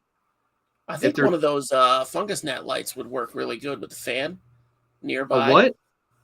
There's a light you can get. It's a little like box thing. It has a UV light and a fan. No. I already know what you're. Do not get those UV sterilization lights whatsoever, ever. Oh no! It's just to attract them, and then it blows them down onto like fly paper. So it's not a sterilization thing. It's just to. You're fighting a battle that'll never end. I'll tell everyone right now. You got a bug problem. You need to remove its food for a long time. So if it's feeding off all the fucking plants in your house, remove all the plants for a few months and then start over. There you go. Get them out. Yeah, because you're gonna have that fight forever, like the fungus right. gnat. It'll be a battle that'll never end. Blowing them towards freaking fly paper. What the hell is that? Yeah. If I was gonna micromanage something, I'm not gonna micromanage insects. I'm gonna starve them out. Just like when you have ants all over your house. Well, why do I always have ants around the sink? Well, do you always have bullshit in your sink? Because that's what they're eating. That's true. They're eating the bullshit. Right. That you should put in your aquarium. You have to get rid of their food. If he has a bug called a thriving off of pothos, screw your pothos, bro. Maybe if it's a problem. Or learn to live with them. Are they causing a problem? What eats them? Well, right. Lots of things eat plants. Well, no, what eats thrips? My shrimp and my fish eat my plants. I allow them to do so. That's the way of things. What eats thrips? What could we import that you could keep on your plants? He needs Venus flytraps. Tiny chameleons. Right, and he's gonna need a weasel. And I would suggest a Texas native bat. All right, and you're gonna need 3 full spectrum, full blast floodlights. And you're going to need chemicals and do the Tide Pod challenge to top it off. And I think it'll fix it. Well, Coral's down. You had Coral at Weasel. So she's in on that. At what? Add snout nose mites? That sounds wild. That sounds like a whole ecosystem on top of the ecosystem. Cane toads. Right. So the reason that happens when you have those types of ecosystems happening on plants that you're intentionally growing above the surface. Yeah. You must have added a plant or took a clipping of that plant that was in the dirt at one point and didn't rinse it off. So it carried that and started its new colony on the surface of your tank, or you didn't thoroughly clean off the dirt that was already on it before, with purified water. You don't need to sterilize it. Purified water will do it.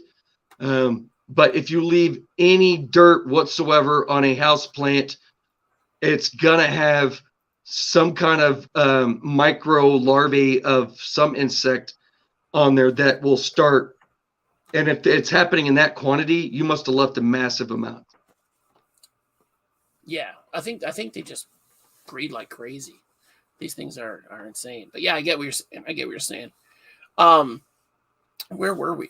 We got onto thrips. Thanks, Coral. I'm trying to keep it together here. Let's let's see, what were we talking about? Plants, emerging plants. Cheap aquariums in general, and really the people who are here watching, we can't think of everything on the spot. So you have questions, go for it. Here's I'm now Googling is your today. chance. So what do you use for on the cheap? What, or maybe not the cheap, but what do you use for your filtration and your circulation and those things? I know you don't do a whole lot for filtration. That's your plants, right? I do use HOB filters, and the reason I use HOB filters is because I need to modify them. You can't modify sponge filters. Okay. And the reason I have to modify them is because I use RO. So I have to remineralize my water using buffers. And I use aragonite or beach sand for myself that adds calcium and magnesium and potassium back to my water on its own, So you have as that it's like in a being bag or circulated through something. my HOB. And HOB filters are not that expensive. No, they're not. They're really, and you can get a really big one for a decent amount. So that would probably almost be your biggest purchase for these tanks. The largest HOB you're going to come into that will be the most expensive will be it used to be called AquaClear. Now it's called Fluval Clear because Fluval bought it off of them or whatever. But they make them as large for up to 125-gallon tanks. Those are $56. Oh, wow. Okay, that's super cheap. Yeah. And they're so reliable, it lasts forever. Right. But if you're just needing one solely to remineralize and just kind of keep the water moving, you can put a 10-gallon HOB filter on a large tank. Just depends on what kind of circulation you're looking for, kind of aeration. The big ones, right, to filter, essentially. That's what you want. So yours is big enough to supply aeration to the water as well, and a little bit of movement. In this 55, there's so much stuff in there. I actually have an air pump and an HOB.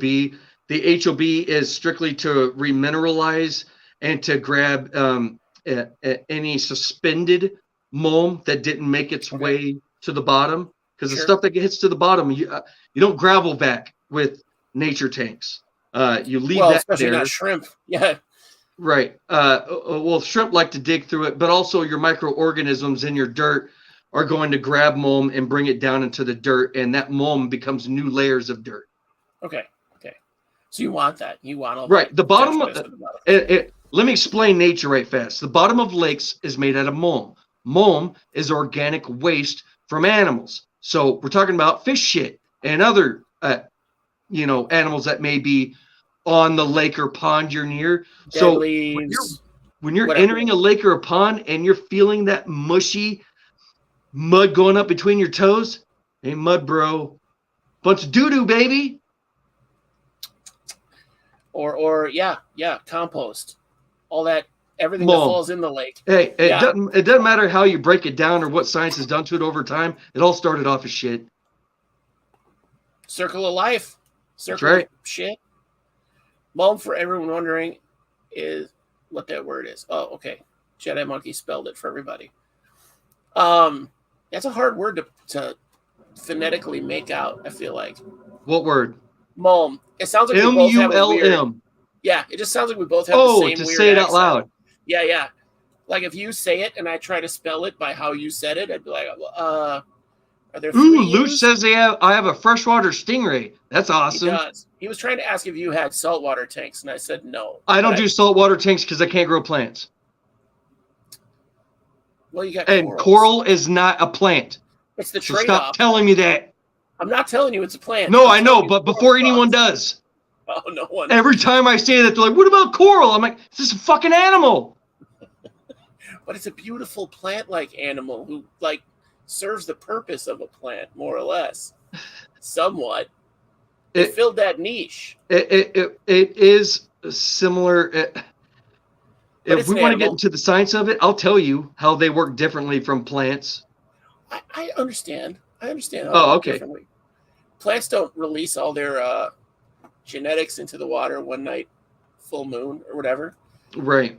Yeah, that would be the night I scuba dived for the first time. Right. So coral, it wouldn't be producing lots of oxygen. It would be producing CO2 because all these animals have waste. But sure, yeah, they do filter and process crud. they do that part. Mm-hmm. I feel like the ocean's pretty oxygenated already, though. I could be wrong. Some of it is. Oh, the ocean? Yeah. The ocean, there's lots of oxygen in the ocean. I'm thinking there's a lot of water movement that's good for them. Right. Not down deep, closer but... to the surface, that is. Deeper, you get nothing happening. But yeah, oceans are violent. Yeah. I think the fact that they're so aerated is what helps make the few saltwater plants that do exist, helps them actually exist because it's so oxygen abundant. That's my opinion. Yeah, I think we need to challenge you to build a tank through the basement floor, up through the roof, into the attic, and have a kelp forest. Have a kelp forest with just shrimp and an otter, like a sea otter. I would love to, but my wife's not going to let me do it. There's too many hundreds of gallons already down here in the basement storage room under the stairs, 30 feet under the ground, and she wants none of it spilling out of this area. Put a big curtain over it that looks, or a barn door.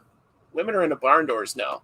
And then when she goes to bed, you can just slide the barn door open and check out your massive kelp, and then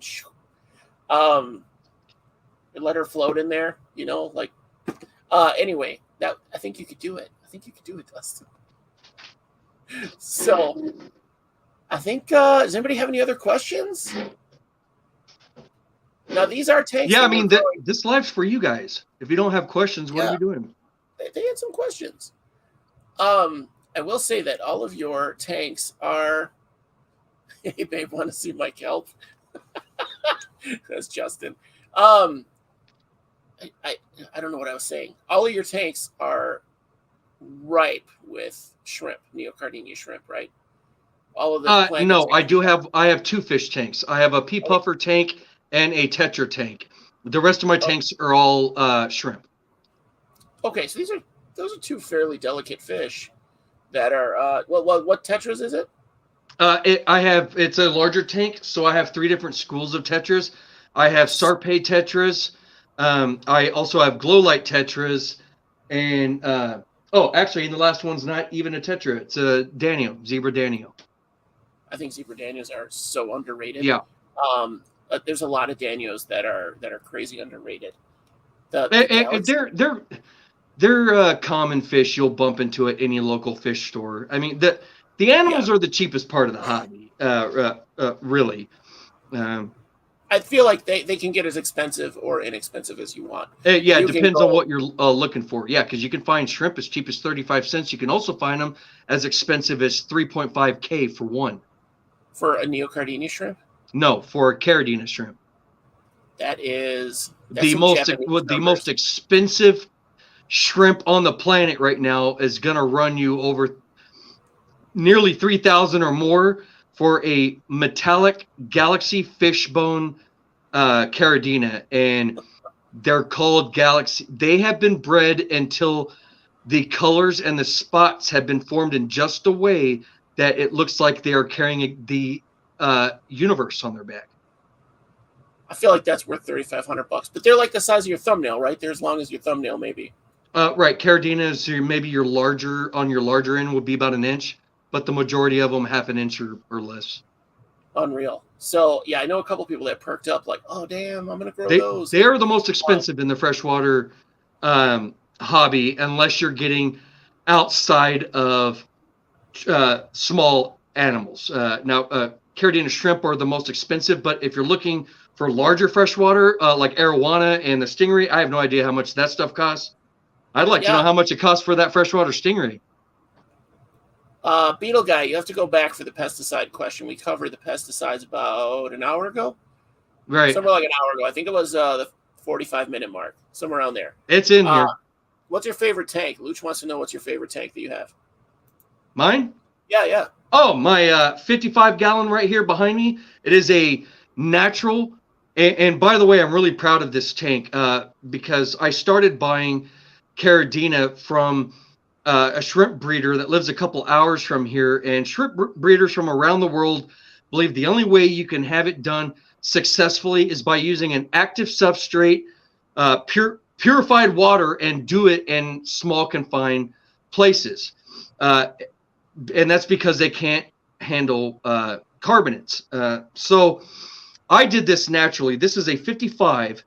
And he told me, no way, you'll never be able to remove all the carbonates because the carbonates also add to your general hardness. I only need the general hardness that the carbonates added enough wood that over time was able to keep up with the carbonates and keep them at zero and only left the magnesium and calcium.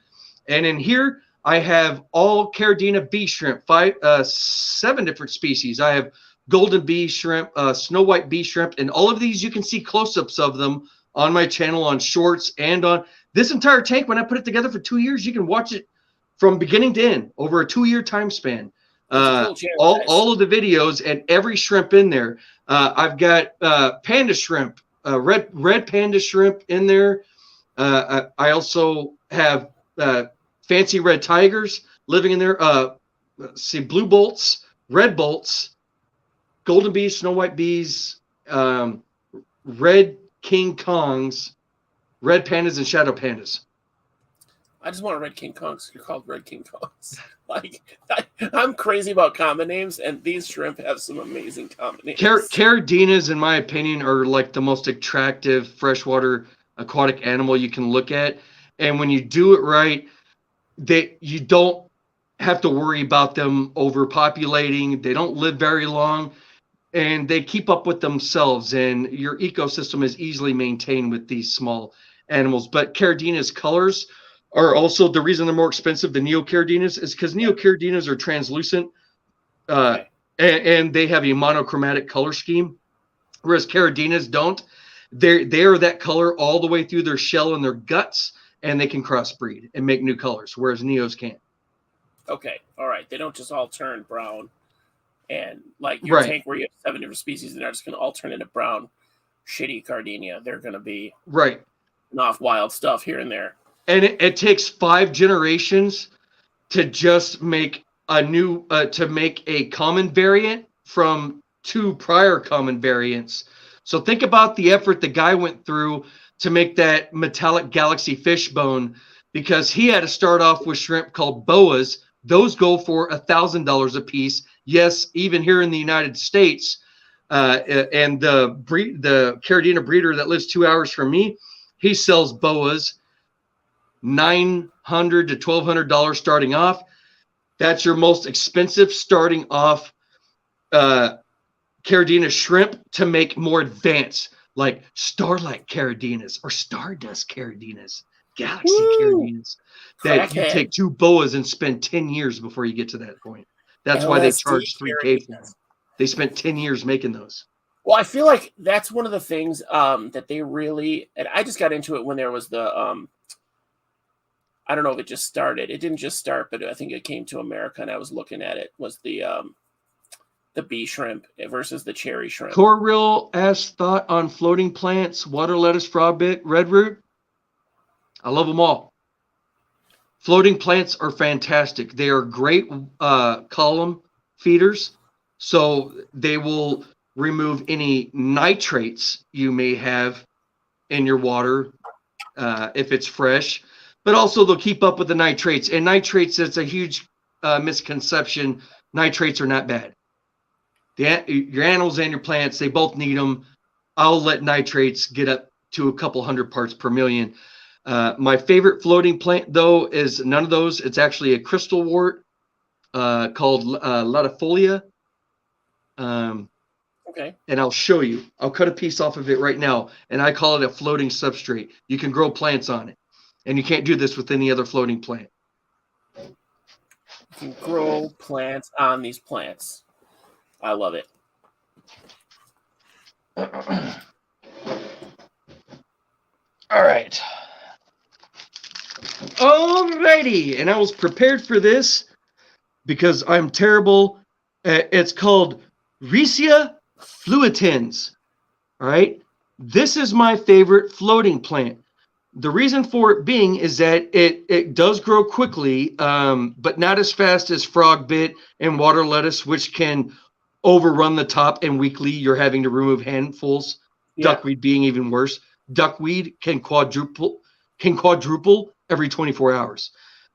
This plant in particular, not only does it float, but anything it brushes up against, it'll start growing down it like a spider web too, covering everything in what you see here, looking like a grassy texture. This is a great alternative.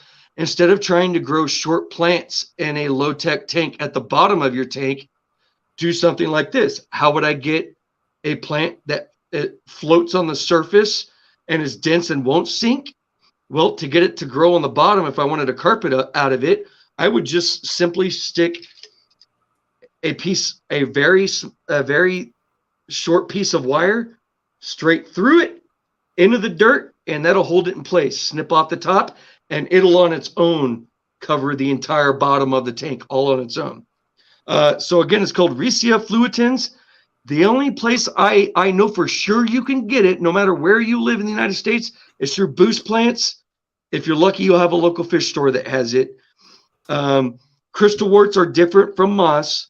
They are a non-vascular plant. They are also oh God, I had all this crystal. Screw it. You guys don't need to know the science. Anyway, it's a crystal wort. Okay, they're a little bit different, closer to ferns than they are a moss. And another example of that would be Subwassertang, because they have rhizoids. Mosses are different. I gotta keep this or write this down.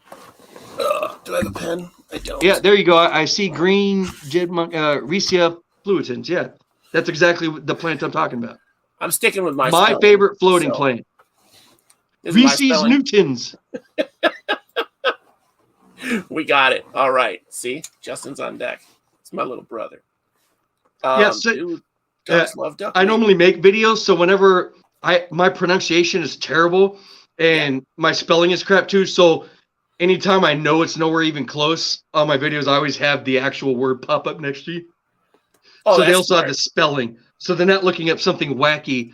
And, the next thing they know, they're growing some foreign plant that doesn't even belong in this, side of the pond.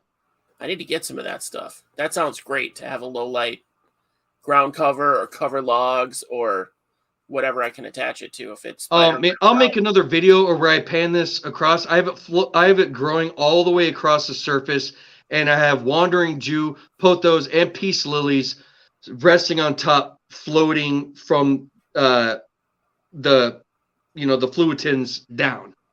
So it looks like a mat. It makes right. It's so weird. It's hard to explain. It's just so buoyant and dense that it can support a lot of heavy weight above it without sinking, which I love. And if it does cling on to like wood and other things, it will start slowly making its way down to the bottom of your tank. I have this nightmare vision of it, me getting a carpet of it, and then one day I come home and my whole substrate layer is just at the top with this mat. It won't happen that fast. Yeah, no, I know. Yeah. I just had this nightmare to get it where I have it now. I started off with the size that you would find in a ramekin, which would be about the size of a silver dollar 2 years ago. Okay, all right, so it's growing, and it's covering the surface of 2 of my tanks now, a 55 and a 40. I found a pen because I need to find this stuff too. Because I want to, I definitely want something like that in the big tank, and then in the smaller one for the buffers, I want water lettuce. Oh, water lettuce is awesome, but it is a pond plant, so if you don't keep up with it and keep removing the week-old ones, if you leave a water lettuce sit there for 2 months and grow, they get larger than giant lily pads. They are massive. So when they get a couple weeks old, start pulling those ones out because they've already spawned little babies next to them. Are they delicious though? They might be. I could saute that bastard and see what happens. Yeah, these are awesome tips, man. I love that idea. Using the so beautiful. And I do have a video coming out soon on how you can successfully grow bromeliads and other epiphytes immerse that shouldn't be there. Okay. Period. I figured it out. So that's awesome. And I cover epiphytic ferns also. So ferns, nest ferns, staghorns ferns, several, and pulling off all kinds of plants that have no business being near water. But the thing is that plants are highly adaptable.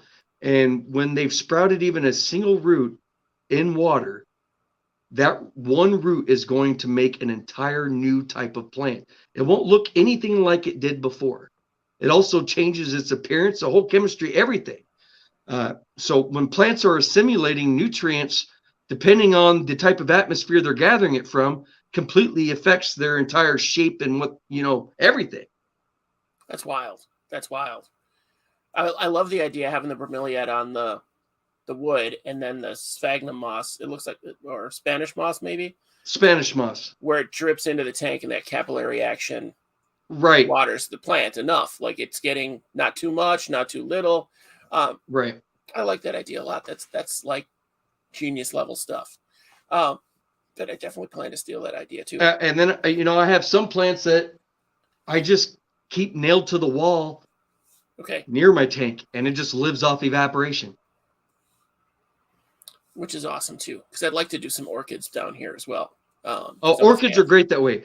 Orchids are only difficult because of the way they're sold, and that's because they're sold in potting soil. All right, they don't belong in dirt. Period.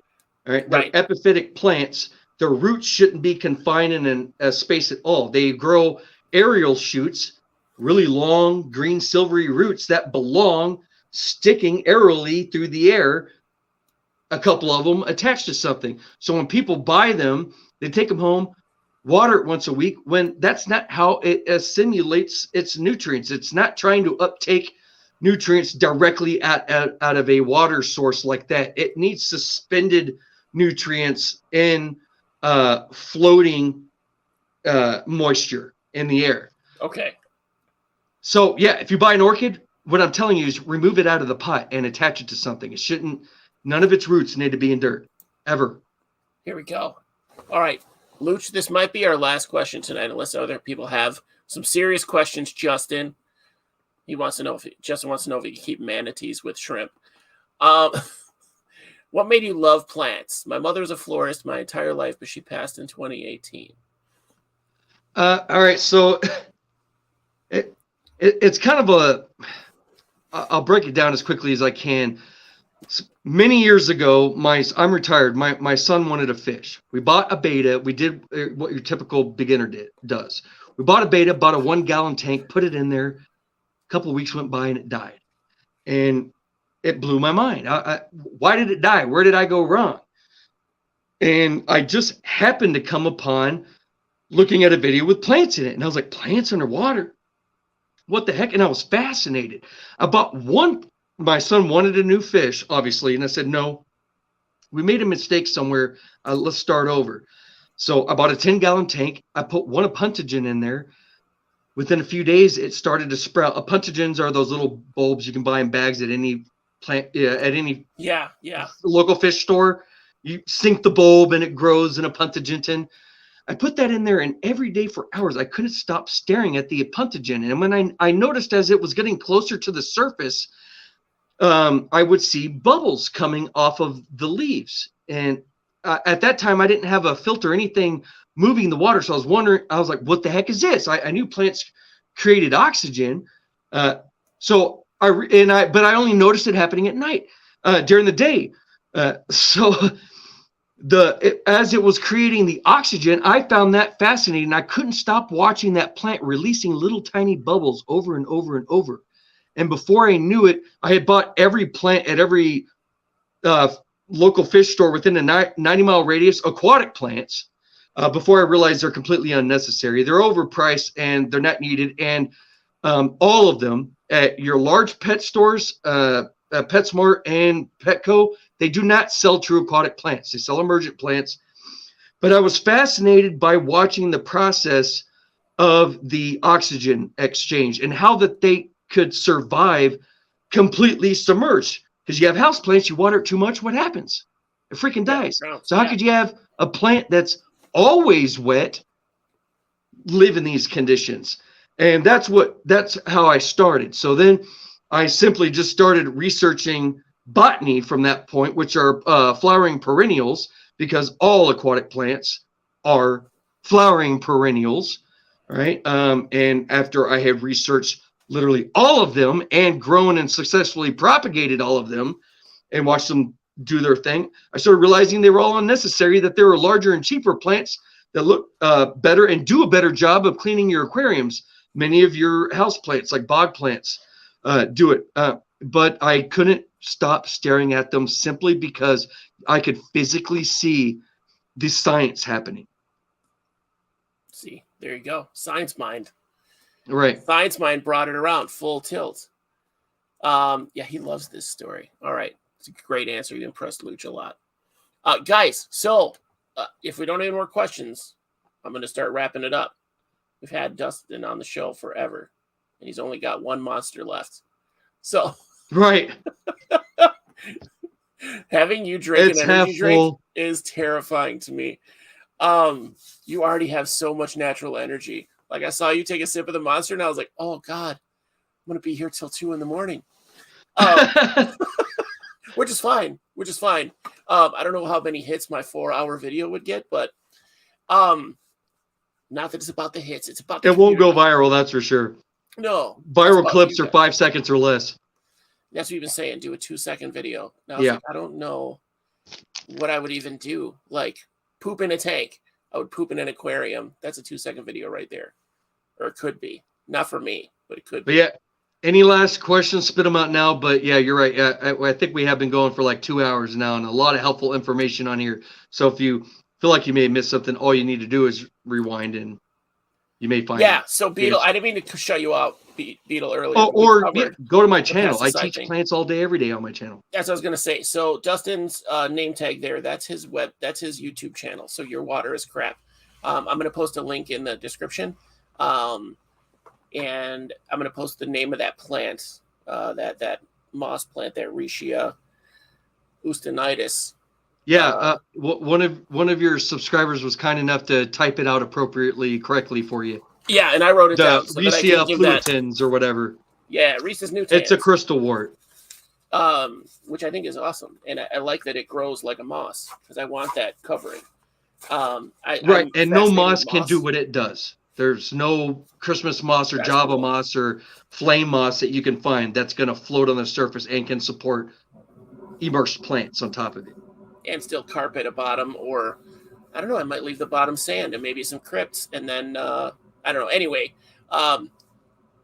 there it is. I'm going to put that name of the Fluitans. That's going to go into the description as well. So check out, Dustin's got hours and hours of great footage and great information and great energy. So the Gigamorphous Ramblesham, yeah, okay, he's not helping anymore. Justin helped enough. Rabambasham? Gigamorphous Rabambasham. I need to come up with a common name for that. Shamalama Ding Dong.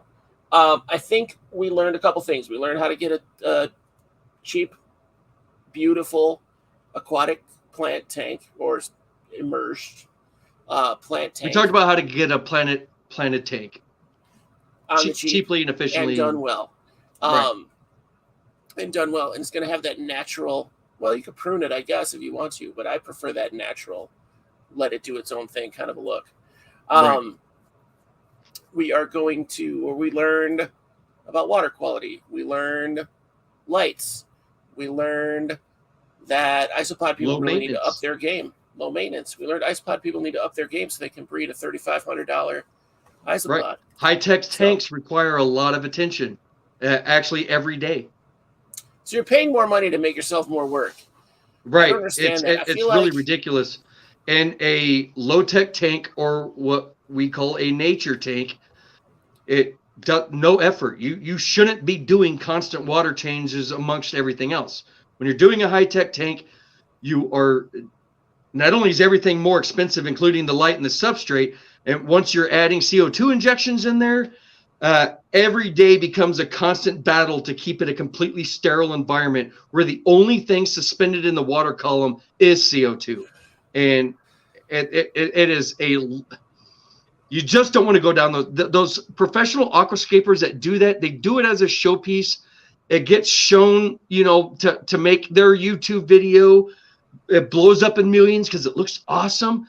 But they know they're not going to pay for the CO2 to keep it running indefinitely. So it gets torn down after the video. And then they take that expensive shit and move it into the next tank that they're going to showcase, So I bet that's where it goes into that holding tank thing. Right. It's a competition. Don't get into competition. Think nature.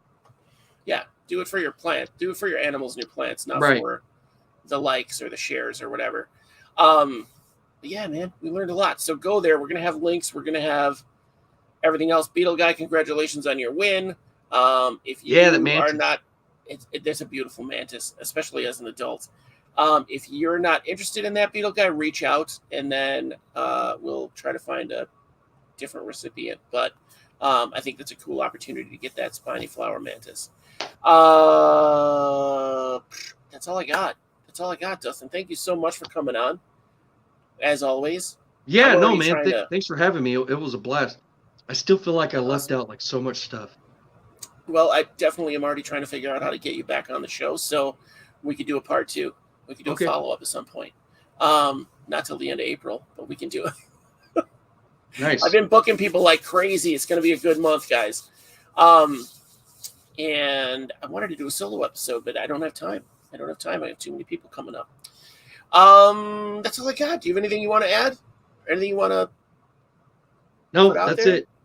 You can, hey, I have 175 videos. Go binge and watch them all. That's what I just told him. Yeah, it'll take you 3 weeks, but yeah, you'll get there. It'll take a minute. Yes. After you binge my episodes, guys. Yeah, right. Binge his first. I'm his guest. Start here. Go there for the specific. Mine is general. His is specific and general. Yeah, thanks, guys. Thanks, Dustin. I'm going to pop you out and then do my out stuff and then try to figure out what this line on my face is. I think it might be marker. It's bugging me the whole episode. Thanks again, man. It was a blast, and I hope you gain some new subscribers with this. And maybe. And we'll talk soon. You have my phone number. We can talk whenever the heck you want. I know, man. I need to actually take time to actually call anyone on the phone instead of being like, so I can stop this at any time. So this is safer. Yeah, I can't keep up with the text messaging. I shouldn't be able to. I hated it at first. Imagine if we tried to have this entire conversation through text messages. Yeah, no.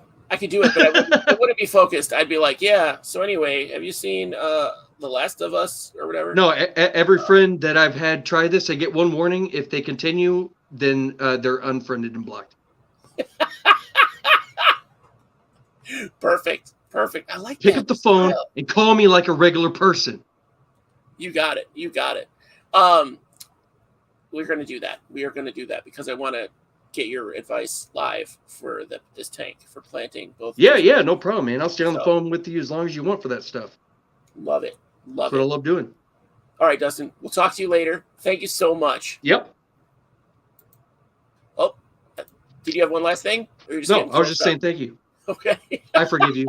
I cut people off all the time. Yeah, thanks, no problem. All right. I don't want to cut off a guest like that or any guest, but Dustin's awesome. I literally text him like every other day right now anyway.